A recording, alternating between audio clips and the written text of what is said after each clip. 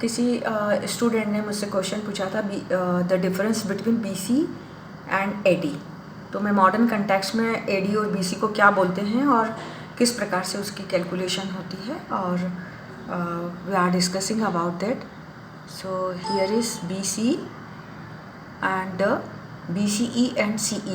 First of all, the Gregorian calendar is the global standard for the measurement of dates.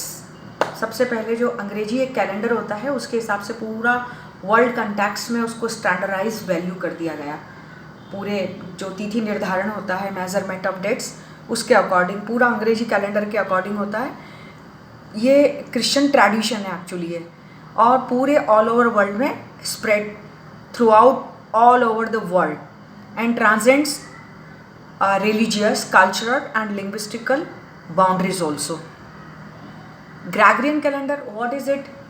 अब हम देखेंगे कि ये परंपरा कैसे आई, क्या हुआ था।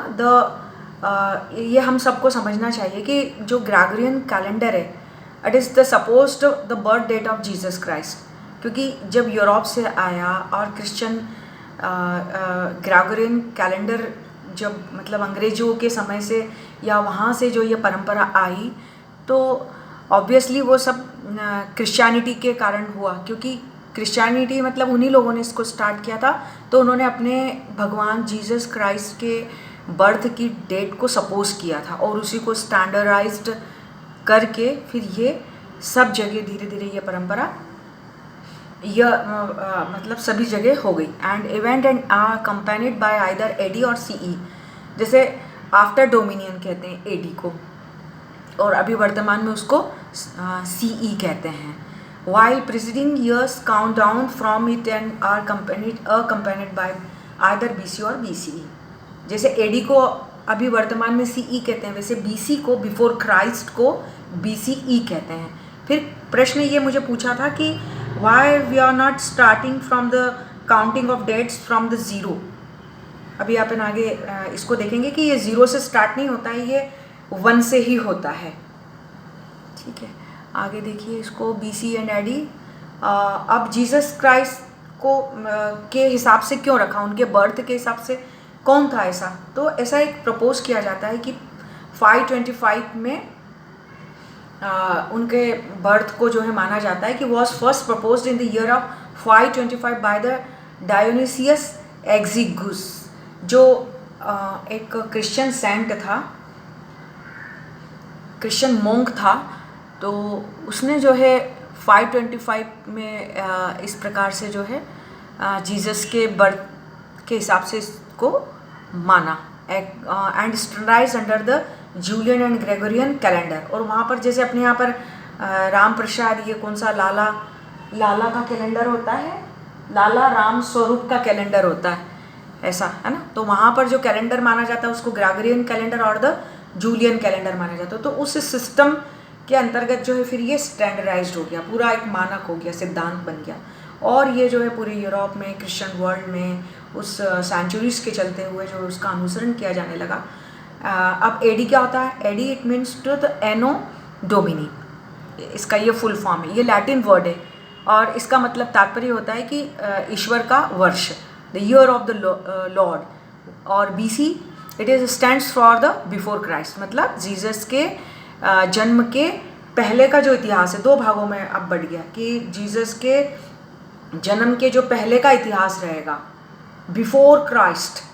ठीक है, it is in the descending order, है ना। जैसे अपन एक स्केल ली और स्केल में अपन ग्राफ बनाते हैं तो पहले जीरो लिखते हैं और एक्स और वाई एक्सिस पर ऐसा लिखते हैं ना, और राइट साइड में अपन मूव करते हैं तो वो प्लस वैल्यू आती है, और लेफ्ट साइड में मूव करते हैं जीरो के तो क्या आता है, माइनस में काउंटिंग होती है। तो उसी के अकॉर्डिंग ज़ीरो के ऊपर जाएंगे तो एडी होगा, और ज़ीरो के नीचे डाउनवर्ड जाएंगे तो वो बीसी होगा, right. If we are following this zero scale in the ascending order, so it is the AD, Anno Domini, and supposed to be we starting from or calculating from the zero to the downward direction means the before Christ. So it is going to the it is assumed like the in the descending order. ये घटते क्रम में BC को माना जाता है और बढ़ते क्रम में एडी को माना जाता है।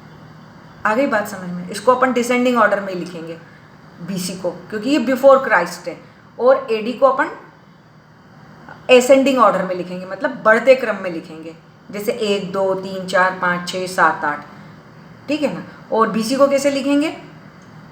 500 400 300 200 100, इस तरह से डिसेंडिंग ऑर्डर में हो गया, घटते क्रम में हो गया, ठीक है। तो BC stands for the before Christ.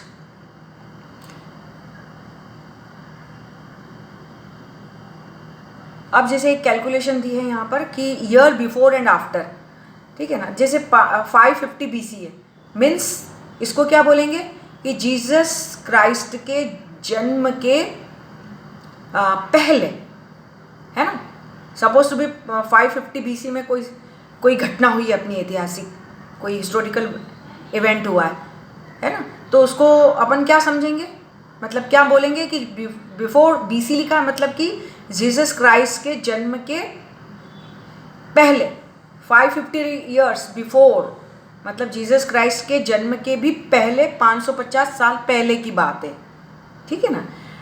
अब देखिए आप 2000 AD almost means the 2000 years after the Jesus was born. अब जैसे 2000 AD लिख दिया, तो जीसस क्राइस्ट के जन्म के 2000 साल बाद की घटना है ये। Getting my point? 2000 AD it mean to that कि it is the year after the Jesus was born, ठीक है। अब किसी ने पूछा, ये भी था प्रश्न कि why we are not starting it is from the zero. तो ज़ीरो का कोई मीनिंग नहीं, क्योंकि ज़ीरो के बाद इसको अपन मानेंगे, है ना। तो accept AD started at 1 not 0, इसको बिल्कुल दिमाग में रख लो कि एडी जो है स्टार्ट होता है वो 1 से होता है, 0 से नहीं होता है। अब ये देखना, ये ब्लैक में दिख रहा है। सो 2 AD इज एक्चुअली, जैसे 2 AD है तो it is 1 year after the Jesus was born, क्योंकि अपन 0 के आसपास जो है जीसस क्राइस्ट का जन्म मान रहे हैं, और उसके बाद से काउंट डाउन शुरू हो रहा है 1 2 3 4 5 6। So we can't consider this 0, we consider this AD and it is started at a 1 not 0। ये दिमाग में बिठा लेना। जैसे 2 AD है, it is actually 1 year after the Jesus was born. जैसे जीसस के जन्म के 2 साल बाद नहीं बोलोगे, आप क्या बोलोगे? 1 साल बाद, क्योंकि वो एक जो है वो हमने जो है जीसस का बॉर्न मान लिया है। एंड 2000 AD इज एक्चुअली, अब इसमें से वापस से 1 साल अपन ने माइनस किया है, ठीक है। तो 1999 years after Jesus was born. आ गई बात समझ में ये? ठीक है। इसमें और भी कोई प्रॉब्लम हो तो आप पूछ सकते हैं। मेरा कोर्स एक्चुअली पूरा ख़त्म हो चुका है। यदि कुछ आपको ऐसा लगता है कि वो समझना है, पढ़ना है, अब उसमें UGC है, ICHR है, आर्काइव्स है, एक बार आर्काइव्स और समझा दूंगी मैं।